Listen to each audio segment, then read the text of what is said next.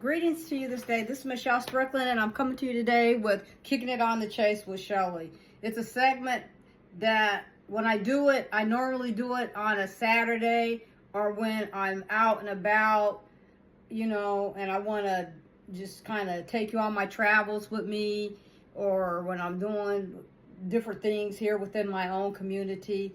But a lot of times, it's a segment normally that I'll do on a Saturday.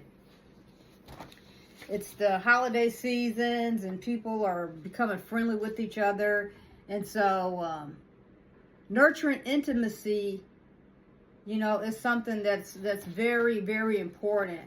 And when you whether you're dating, getting to know somebody, you're dating, you're in a committed relationship, or you're married. These are just some ideas for you to consider, But a lot of times I focus some things on the singles, I'm just saying, but anybody can benefit from it, okay? If you wanted to, lighten up your relationship, or, just keep things fresh. These are just things that we can all consider. But anyway, dating can be both thrilling and challenging, especially for singles seeking genuine connections and intimacy.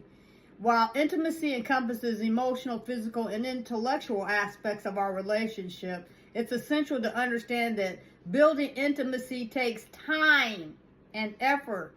And I'm a firm believer in that. When I was younger,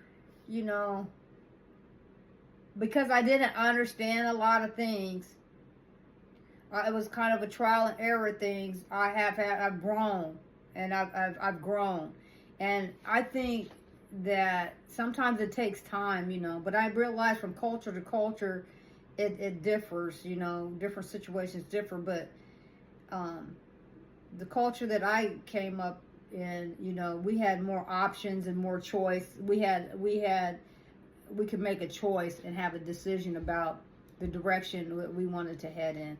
But at any rate, we'll explore some tips for dating singles, people in committed relationships, or married people that will foster intimacy, highlighting the benefits of each, okay?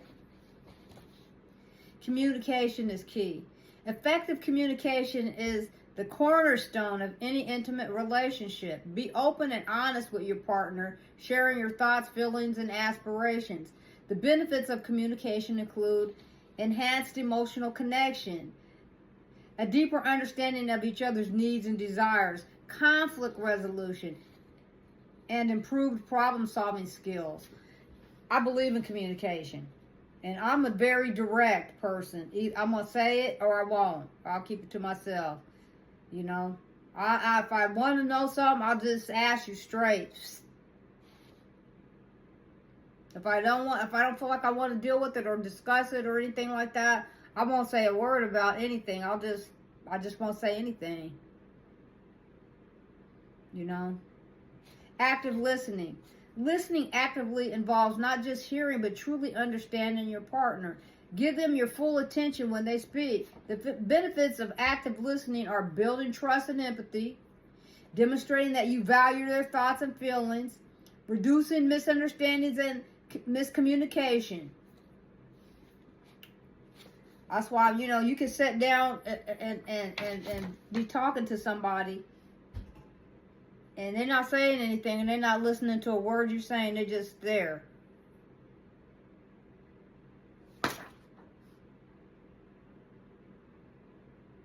What's the point? What's the point? And that's something that y'all need to think about, okay? I've been out here for 2 years, okay? Solid, at least on YouTube now, actively. I joined YouTube years ago, but I wasn't active, and I really wasn't into social media that much.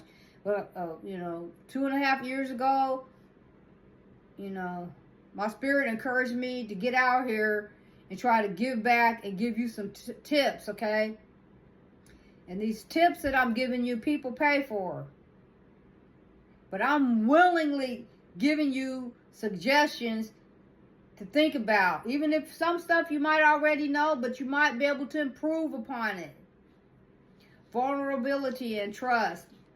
Allow yourself to be vulnerable with your partner, sharing your fears, insecurities, and past experiences. Trust is the foundation of intimacy and offers these advantages: strengthening the emotional bond, creating a safe space for both partners to be themselves, and fostering a sense of security and loyalty. That's very important. But if you have a scoundrel that you're dealing with, it's going to be hard for you to be vulnerable and feel secure about it. So if you're not ready to really embrace and work on building a serious relationship with somebody, don't lead them on. Don't do that. When you get to knowing somebody, you got to see how they act and stuff, and you give them a chance to let their defense drop so you can see who the real them is. But after you see, don't drag it out. If you see that that's not, if your spirit's telling you, no, don't do that, you need to listen to that. And be careful being vulnerable. Don't divulge all your personal business. Because some people they're good pretenders for a long time. And they'll pretend with you for a long time that they're interested in you, and they're not. They're trying to see what they can get out of you, whatever that is. Whether it's your energy or just, because they have a fear of them being by themselves, or figuring their own situations out, or just needing the emotional support so they can emotionally dump onto you. So be careful with being vulnerable. I'm not saying don't be vulnerable, but be careful sharing too much information in the beginning phases with anybody. You can be like, get to know them, get, stuff like that, but be careful with that. Give them a chance to show you who they are before you tell them everything about yourself, okay? Quality time. Spending quality time together is essential for building intimacy. Engage in activities you both enjoy, whether it's watching a movie, cooking together, or going for a hike. The benefits of quality time include strengthening the emotional connection, creating shared memories, deepening your understanding of each other's interests and values, okay? Now, be careful with their quality time and stuff like that. And if they don't have their own place for you guys to go back and forth, it depends on what culture you're in, then you might want to think about that.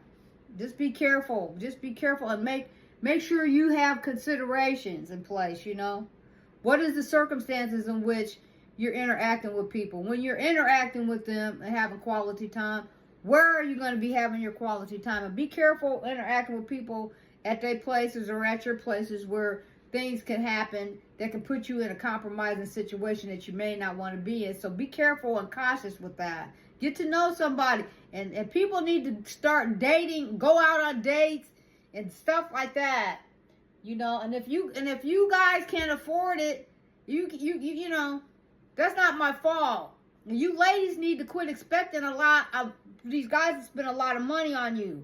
Why not just go, be reasonable, for God's sake, Go do outdoor activities, go do free activities, and or farmers markets. Go do things that don't cost money so you can get to know each other as individuals.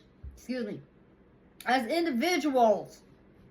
It shouldn't have to involve spending a lot of money. But if somebody wants to take you to a breakfast or a lunch or a dinner, be reasonable about it. Be reasonable about it. Don't order something you can't afford to pay for. Physical affection. Physical touch is a powerful way to express love and intimacy. Holding hands, hugging, and kissing can strengthen your connection. The benefits of physical affection are releasing oxytocin, the love hormone, which fosters bonding, reducing stress and anxiety, enhancing feelings of security and attachment. Okay? Be careful with that, because in some cultures, that's forbidden. Some cultures, it's acceptable, but just be careful with that physical touch stuff. Fostering intimacy is essential for building strong, lasting relationships. Effective communication, active listening, and vulnerability is very important.